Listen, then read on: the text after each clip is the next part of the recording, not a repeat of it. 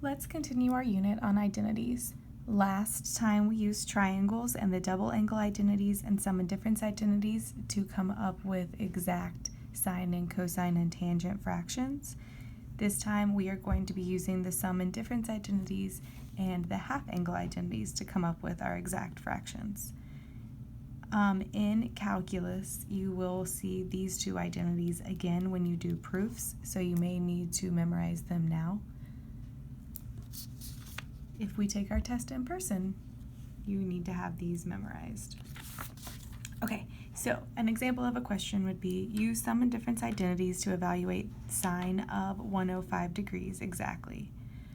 We are going to use the unit circle fractions here. Sum and difference means we're adding or subtracting, so you want to pick two angles here, 2 degrees, that you can add together to get 105.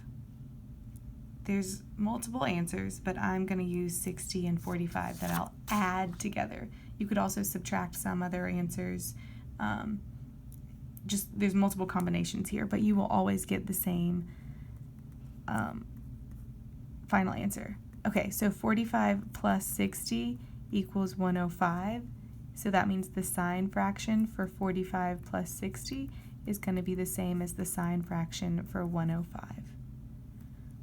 Our sum identity is sine of theta plus beta is sine theta cosine beta plus sine beta cosine theta.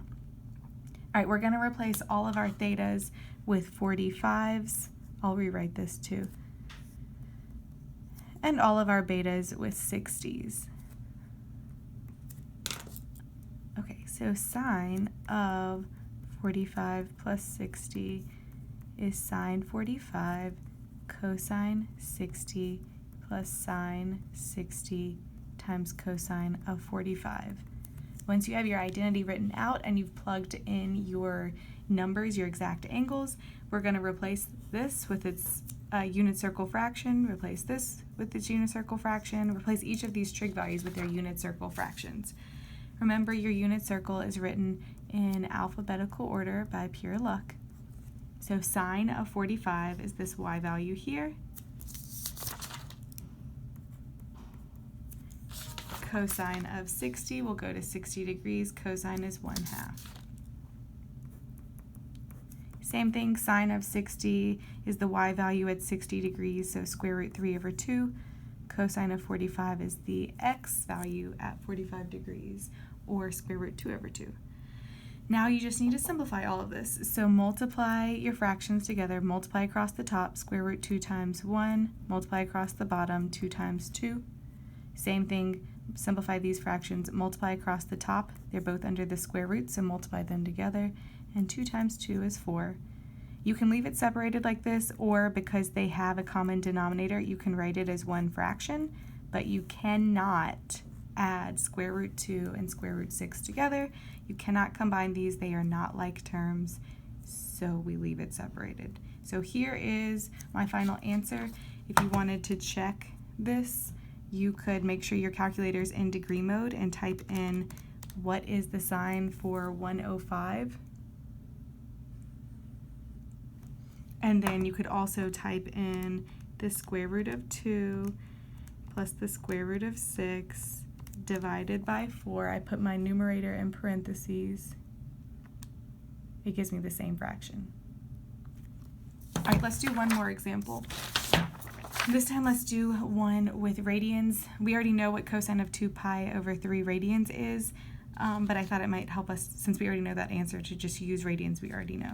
Okay, so sum and difference, we're going to try and come up with two angles that add or subtract to give me 2 pi over 3. And you can pick whatever angles you want to. I'm going to use pi thirds and pi thirds, because pi thirds plus pi thirds equals 2 pi thirds. So that means that cosine of pi thirds plus pi thirds is going to give me the same fraction as cosine of 2 pi thirds. Write out your sum identity Remember, it's a minus for cosine. Replace your thetas and betas with their pi thirds. So my thetas are all pi thirds, and my betas are all pi thirds.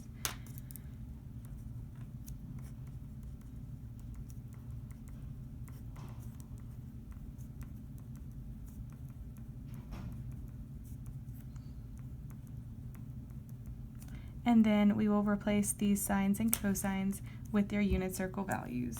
So at pi third, the cosine or x value is 1/2. At pi thirds, the sine or y value is square root 3 over 2. So this is 1/2 times 1/2 minus square root 3 over 2 times square root 3 over 2. Simplify all of this, so I'll multiply my fractions together. Multiply my fractions together. Square root 3 times square root 3 is square root 9, or just 3.